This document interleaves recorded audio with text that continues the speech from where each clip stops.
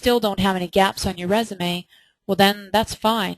You know, delete things that are not needed and delete things that waste readers' eye time. Now the good thing about contracts is that multiple contracts are gold to a recruiter.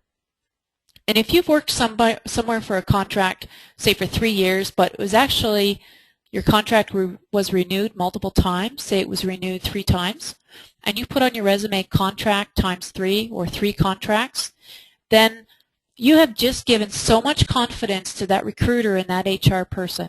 It's unbelievable, because in their mind, you have proven 3 times over that you are a solid, reliable, professional, performing employee. That's what that means. And the other thing I'd like to mention is the more brand name companies you can get on your resume, the better. And you know what the brand name companies are. Fortune 500 companies, they're IBM, they're HP, they're Siemens. They are well-recognized names that people know, because the perception is that these companies are harder to get into. They have a more stringent hiring process. And when you have these brand name companies on your resume, then again, it's really a vote of confidence that they have in you without even meeting you. That's the great thing about when putting time into your resume and thinking about all these things, is you are instilling confidence in people without them having even have met you.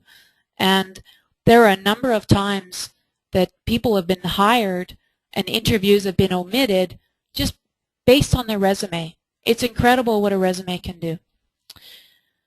Okay, so there's another question. When writing more tailored resumes and entering these applications online, okay to have multiple versions on their system, not making a bad impression or duplicating work for HR? This is a very good question, and unfortunately I don't have the answer for it, because I don't know how the individual company would handle multiple resumes. And my sense is that they might replace a resume and only keep one on file. That's my sense, but I really don't know. So this is a really great question to actually ask the company that you're applying to. I know for recruiters that they only ever have one resume on file. So every time that you are approached for a job or every time that you apply for a job through them, they only use your most recent resume.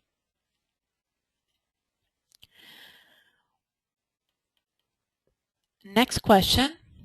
Keyword resumes. Is it a problem if words are repeated? Do the words need to match the job description?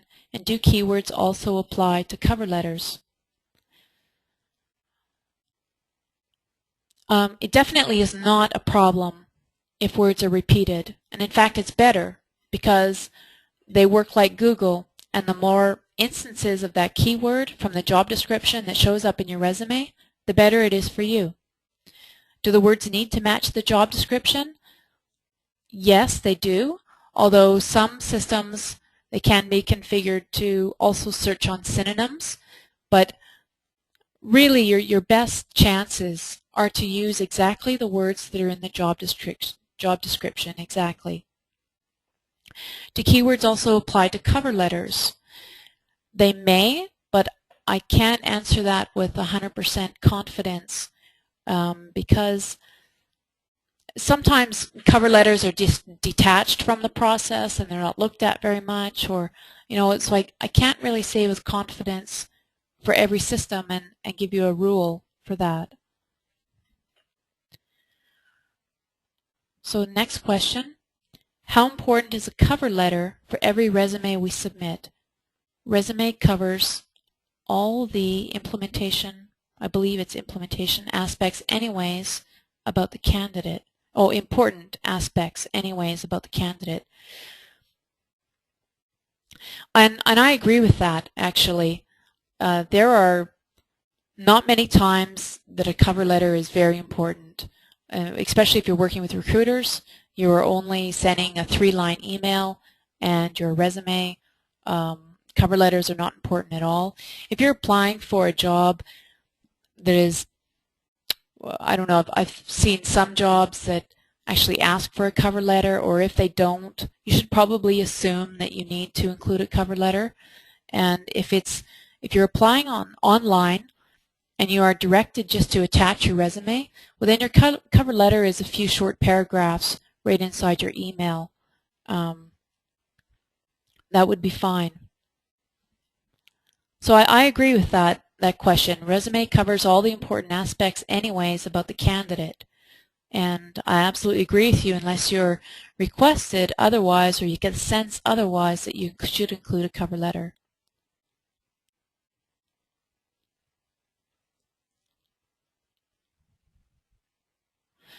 So another question, keyword resumes. What are some keywords to use? Examples for technical writing. This is a very easy question because all you need to do is go onto Workopolis and Monster, search technical writing jobs, or onto the STC job bank and collect your own list of keywords, and you will be able to find them all. There's no mystery to this question at all.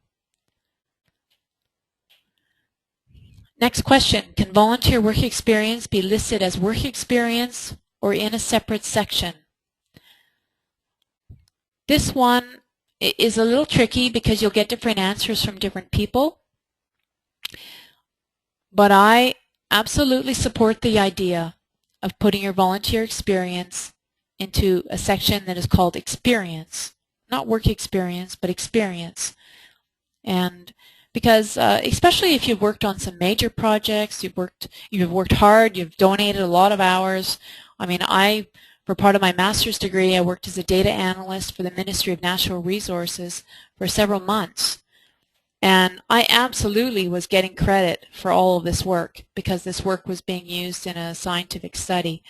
And what I did is I listed it under my experience section, and then I clarified right in the entry that this was for completion of a master's degree. So they would know it's not paid and everything is above board.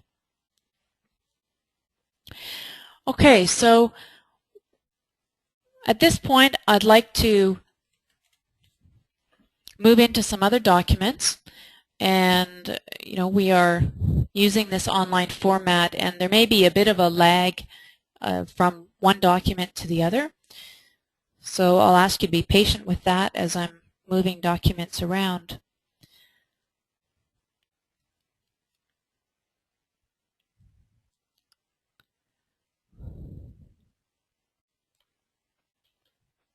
Okay, so this is the first document that I'd like us to have a very quick look at. And I'm assuming that everybody can see this.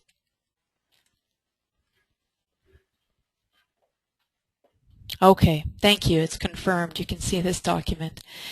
So what I have here on the left side is Angelina Jolie, a resume that is not very, okay, everybody can see it. Thanks for confirming. So what I have here on the left side is a resume that is not formatted, a resume that does not consider the online viewing and doesn't consider anything about information design. And maybe I will blow this up a little bit more.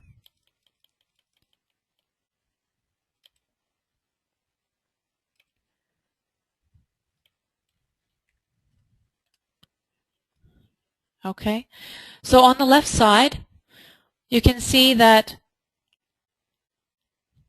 and I will use some online tools here too. Okay, on the left side, you can see the address. On the right side, there's no address.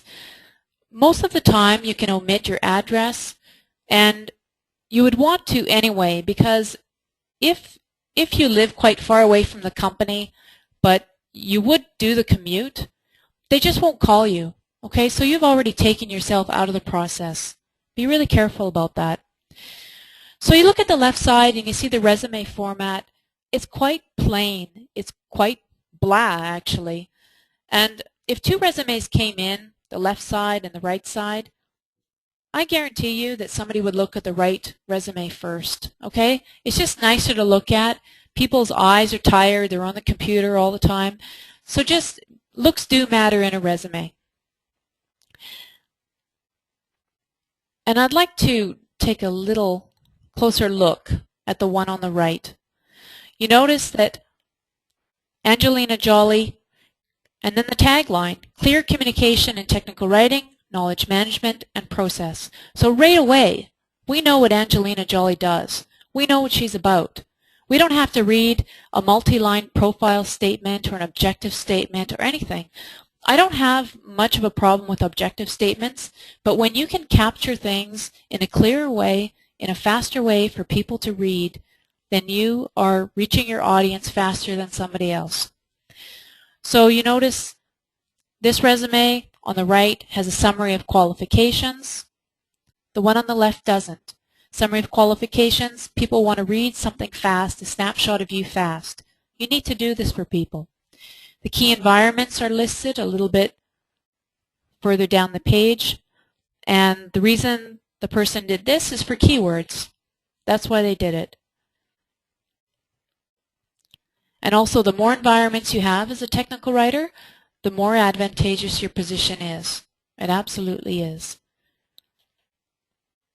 Okay, and then you have the experience, a little bit, judicious use of color, not too much, but enough to be interesting and enough to have quite a nice format in the end.